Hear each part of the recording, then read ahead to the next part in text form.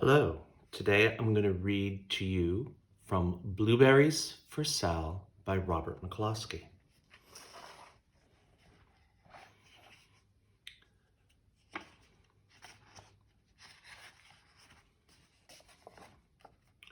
One day, little Sal went with her mother to Blueberry Hill to pick blueberries.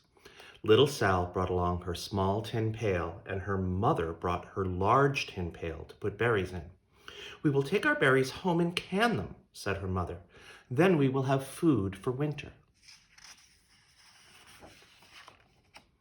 Little Sal picked 3 berries and dropped them in her little tin pail. Kaplink, kaplank, kaplunk.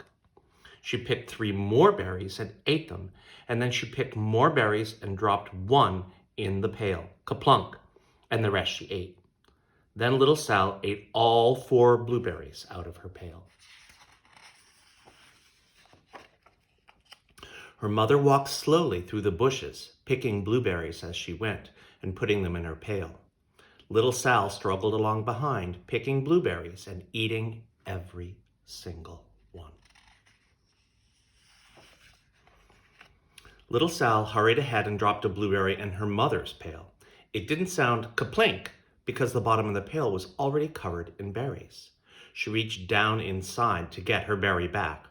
Although she really didn't mean to, she pulled out a large handful because there were so many blueberries right up close to the one that she had put in. Her mother stopped picking and said, "Now, Sal, you run along and pick your own berries. Mother wants to take her berries home and can them for next winter." Her mother went back to her picking, but little Sal, because her feet were tired of standing and walking, sat down in the middle of a large clump of bushes and ate blueberries. On the other side of Blueberry Hill, Little Bear came with his mother to eat blueberries. "Little Bear," she said, "eat lots of berries and grow big and fat. We must store up food for the long, cold winter." Little Bear followed behind his mother as she walked slowly through the bushes eating berries. Little Bear stopped now and then to eat berries. Then he had to hustle along to catch up.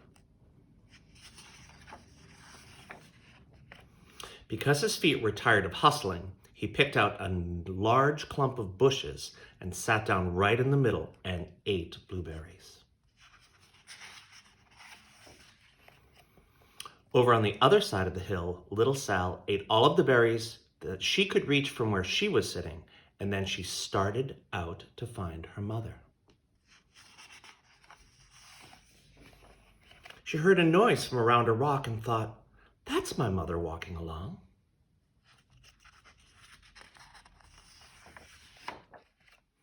But it was a mother crow and her children, and they stopped eating berries and flew away saying, "Caw, caw, caw." Then she heard another noise in the bushes and thought, "That is surely my mother, and I will go that way." But it was Little Bear's mother instead. She was tramping along, eating berries, and thinking about storing up food for the winter. Little Sal tramped right along behind. By this time, Little Bear had eaten all the berries that he could reach without moving from his clump of bushes, and then he hustled off to catch up with his mother. He hunted and hunted, but his mother was nowhere to be seen. He heard a noise from over a stump and thought, "Oh, that's my mother walking along." But it was a mother partridge and her children. They stopped eating berries and hurried away. Then he heard a noise in the bushes and thought, "Oh, that surely is my mother. I will hustle that way." But it was little Sal's mother instead. She was walking along, picking berries and thinking about canning them for next winter. Little Bear hustled right along behind. Little Bear and little Sal's mother and little Sal and little Bear's mother were all mixed up with each other among the blueberries on Blueberry Hill.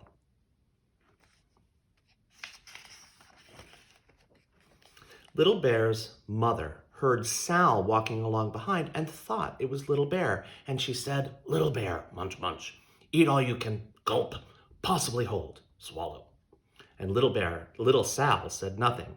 She picked 3 berries and dropped them, kaplink, kaplank, kaplunk, into her small tin pail.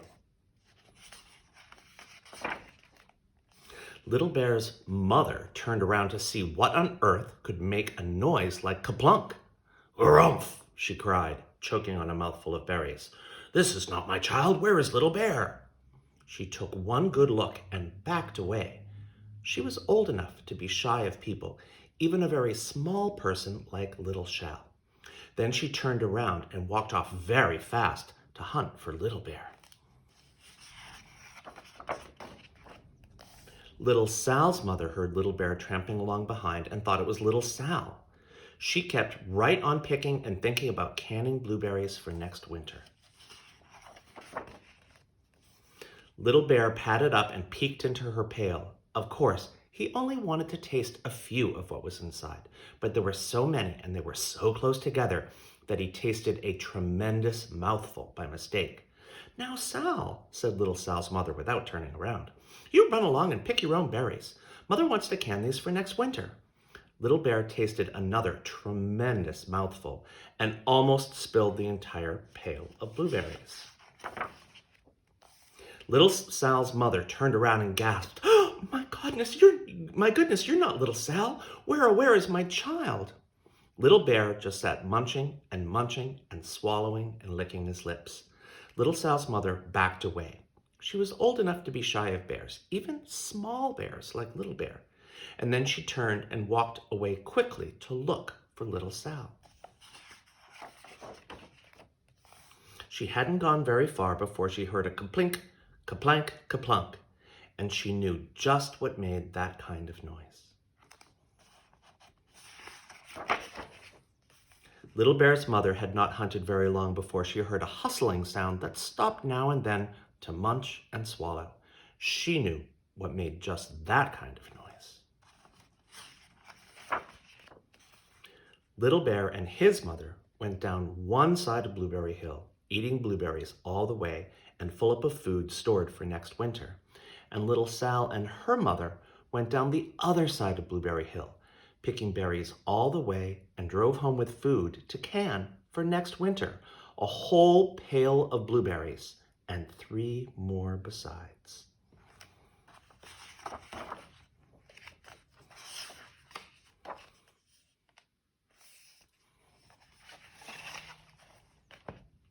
Thank you for listening.